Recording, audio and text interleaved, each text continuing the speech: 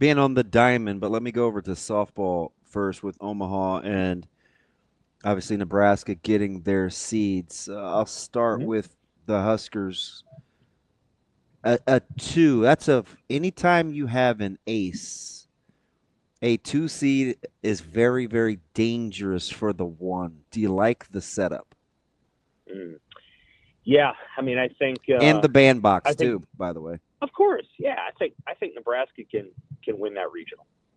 It's going to need another pitcher to really step up Yeah. alongside Jordy Ball because Jordy's not going to pitch. Well, let's just say, for argument's sake, it goes 4 games, and it might. It wouldn't surprise me if Nebraska is in what amounts to a 3-game series with LSU. In other words, each wins one, and then they play a winner-take-all game in the regional final. They're going to need some. They're going to need another pitcher, unless they plan on winning 12-11. So it becomes okay. Who's going to step up next to Jordy, and who's going to do that because he can't pitch 4 full games. And Nebraska's got a great chance. They have, in my opinion, they have the best player in the country. I don't necessarily watch as much softball as some others do, but anytime you got that, you got a shot. And if they win, correct me if I'm wrong, they could match up against Oklahoma. Right? Yeah. Yeah. So I think there's a lot of motivation there for Nebraska, and certainly for Jordy. And so I think it's going to be a lot of fun this weekend. Softball is a heck of a lot of fun to watch for people who don't It's really. incredible. Oh yeah, for people who do not tune in until maybe the Big Ten tournament, the level of play, the speed of play, it moves briskly, and the level of defensive play, the level of reaction time that you have to make a play on defense. There's a good number of home runs, and the crowds are great. I mean, the crowds are just terrific. So I love college baseball too, for sure. But in college baseball, you need to have a staff, a real deep staff, and those, it's almost like a 72 to 96 hour march in college baseball when it comes to the regionals. In college softball, man, as we saw last year, UNO almost stunned everybody in a regional because they had a great pitcher, and UNO's got another great pitcher. She's not quite as good as Cameron was, but she's very, very good. In some days she is just as good. So UNO's got a chance too. Like they're a 3 seed, and they're probably the most dangerous 3 seed you can imagine because of their staff. Well, Sam, you mentioned Omaha almost shocking everybody last year. If they shock everybody this year, they could also be on a collision course with Nebraska, which I think would be phenomenal. It would be unlikely, but phenomenal. Very unlikely. They're going into, yeah. I mean, it's unlikely. It's possible. It's unlikely. But again, like softball usually goes according to chalk, but there's some variance at times, and so you just gotta have to see if UNO is up to it. They might have as good of a softball coach as anyone around right now. Yeah, he's done an incredible job of building that program, and UNO's going to have to keep.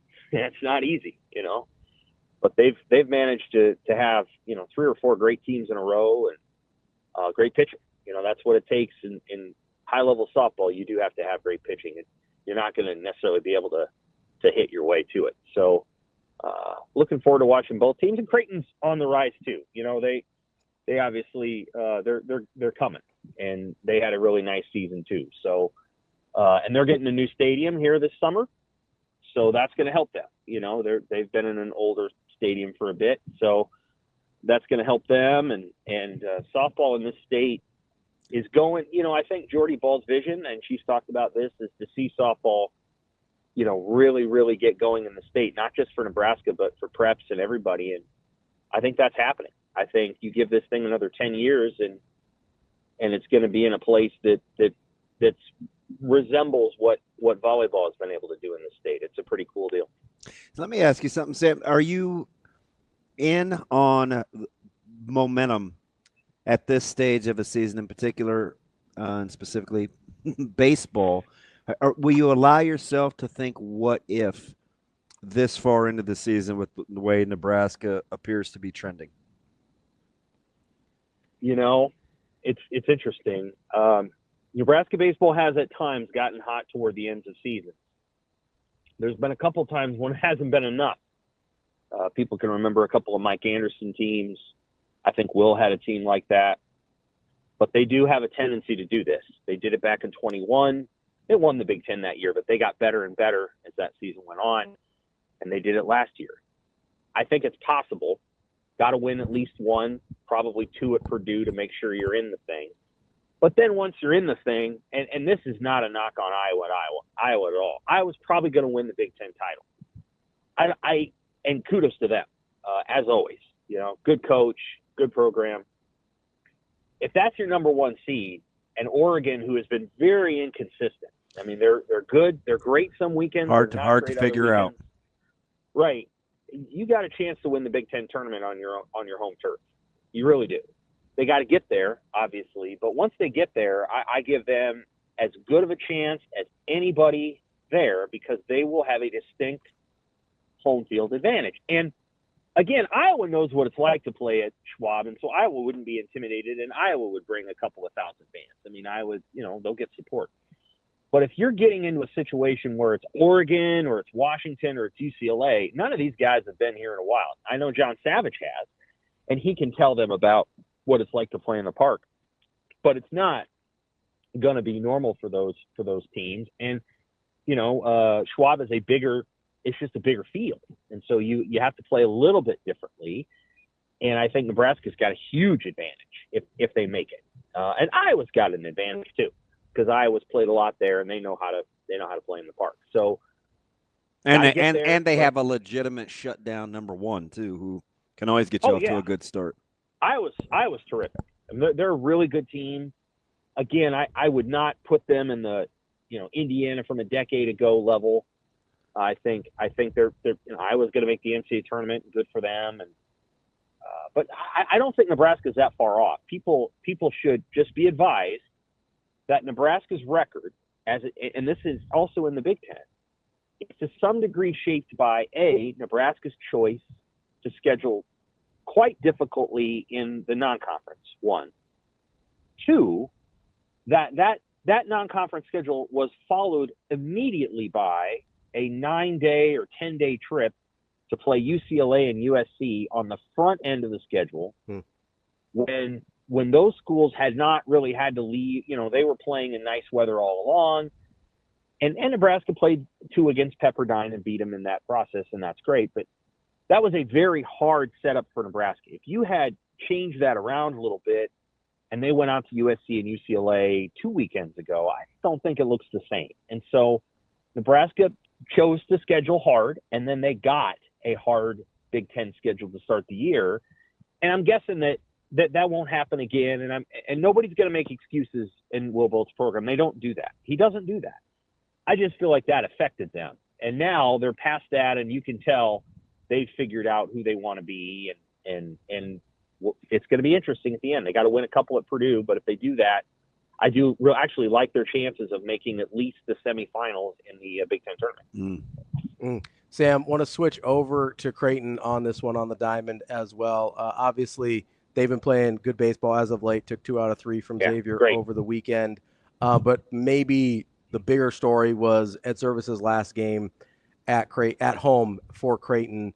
Right. How have you this has sort of been an awkward situation this season. This isn't exactly the Coach Mack and Alan Huss version of a coach in waiting. It's a little different than that. How have you sort of processed Creighton's ability to navigate that situation and still be fairly successful this season, even though they probably still need to win the Big East tournament to get into the NCAAs?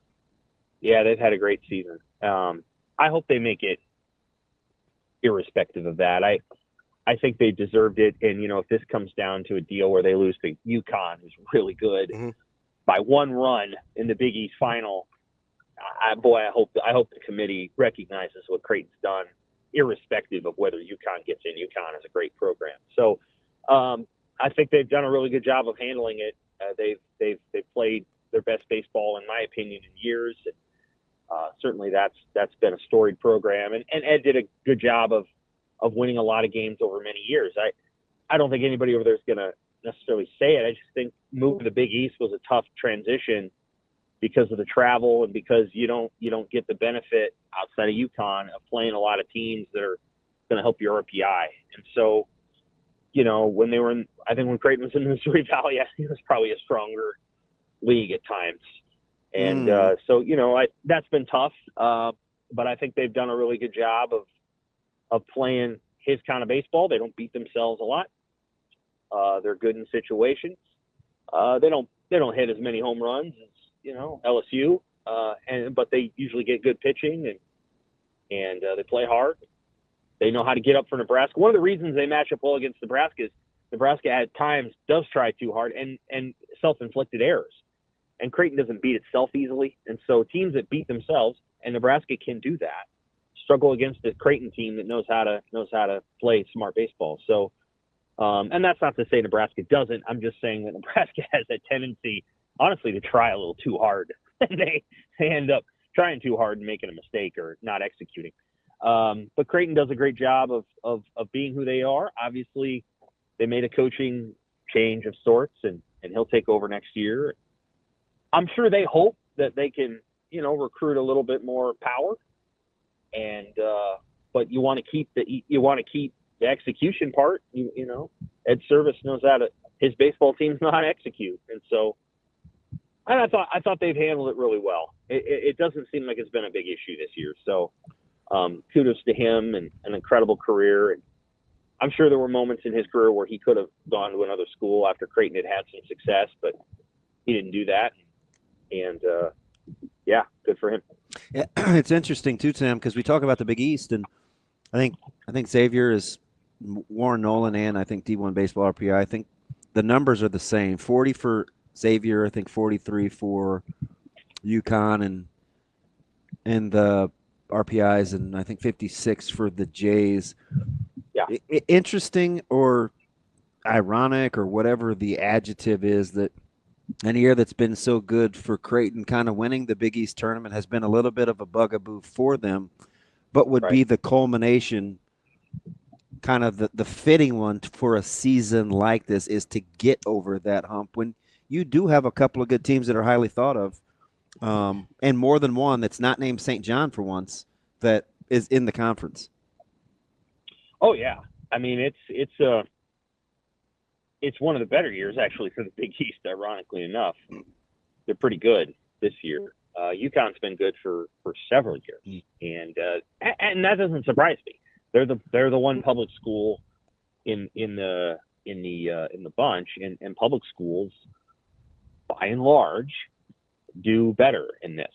That they just do, and by that I mean big private is also public too. USC is a private institution, but it functions in many ways like it's a big university. It's like a public school. And so, it's impressive that the Big East has done this year. It would be fitting for Creighton to finally win it in his final year in the Big East. And so that would definitely be good. Well, again, the committee is going to have to make tough decisions, and I would not want to be in that spot. There's some committees that I would love to be a part of. I think, football would be great. There's really robust and interesting conversations to have there. You glutton? I think in basketball it would too. Here's why it's hard in baseball. And it's the same reason why it's hard in softball. You're getting into the way that metrics are developed in some of these other sports. It's a self-fulfilling prophecy once you get inside the SEC that your RPI just shoots up. And so it's a hard situation to gauge because you've got teams that are right on the bubble that, have good wins because let's face it, if you're facing Tennessee and Texas and LSU and Vanderbilt 4 weekends in a row, the chances of you going 4-8 in those games is pretty good actually. But that's also 4 wins that Creighton doesn't get to have because they don't play those teams all in a row.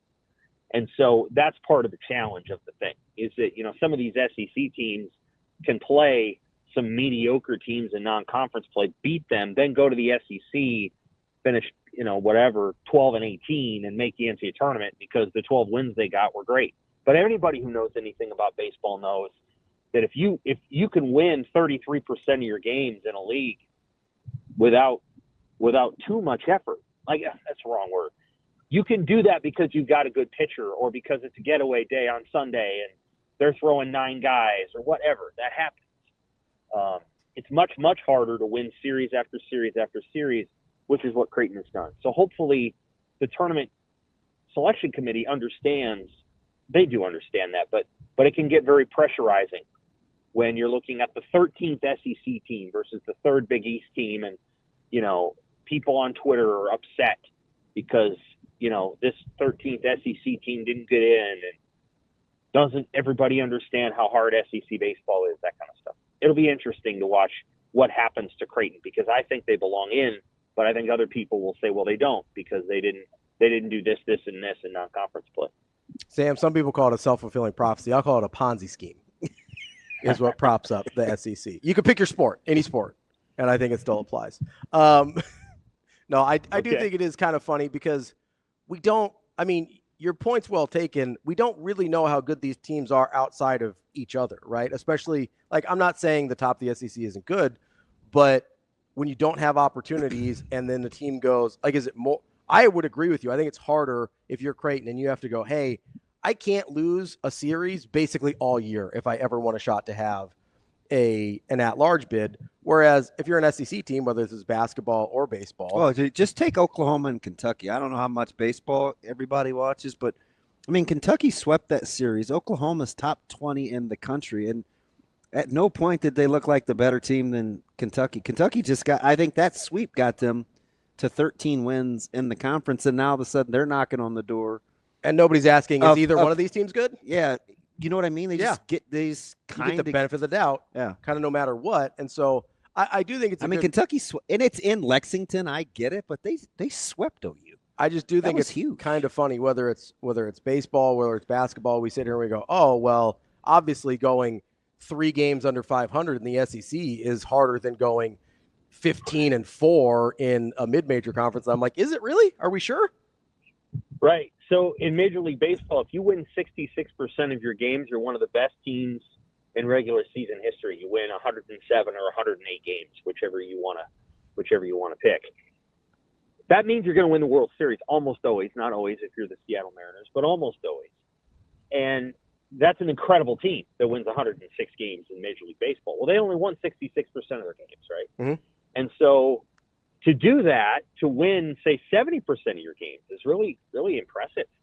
And so, my point being that on the flip side of the coin, to only, to win 1/3 of your games in a league is actually not that hard because, again, variance in baseball is such that that's just what happens.